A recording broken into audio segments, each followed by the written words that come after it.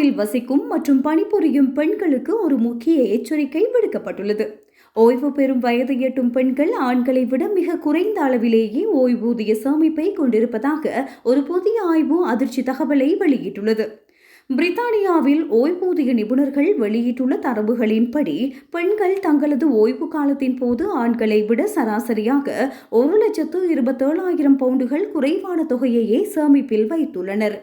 67 வயதில் ஓய்வு பெறும் ஒரு ஆண் சராசரியாக 2,32,000 பவுண்டுகளை சேமித்து வைத்திருக்கும் நிலையில், அதே வயதை அடையும் ஒரு பெண்ணின் சேமிப்போ வெறும் 1,05,000 பவுண்டுகளாகவே உள்ளது. இது ஆண்களின் சேமிப்பை விட 55% குறைவாகும்.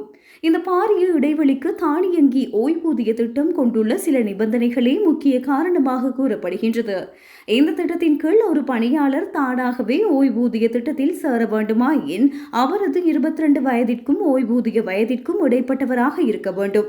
ஆண்டு வருமானம் 10,000 பவுண்டுகளுக்கு அதிகமாக இருக்க வேண்டும். ஆனால் பெரும்பாலான பெண்கள் பகுதி நேர வேலைகளில் ஈடுபடுவதால் அவர்கள் இந்த 10,000 பவுண்டுகள் என்ற வருமான எல்லையை எட்டுவதில்லை.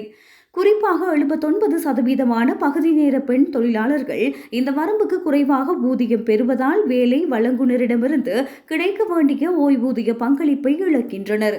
ஒப்பிடுகையில் பகுதி நேர வேலை செய்யும் ஆண்களில் வெறும் 9% மட்டுமே இந்த வரம்புக்கு கீழே உள்ளனர். இந்த திட்டம் அறிமுகப்படுத்தப்பட்ட கடந்த 14 ஆண்டுகளில் பிரித்தானிய பெண்கள் மொத்தமாக 7.7 பில்லியன் பவுண்டுகள் சேமிப்பை இழந்துள்ளதாக மதிப்பிடப்பட்டுள்ளது.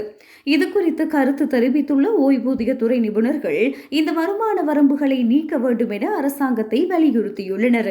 அப்போதுதான் பகுதி நேர வேலை செய்யும் பெண்களும் பாதுகாப்பான மற்றும் நிம்மதியான ஓய்வு காலத்தை உறுதி செய்ய முடியும் என அவர்கள் சுட்டிக்காட்டியுள்ளனர்.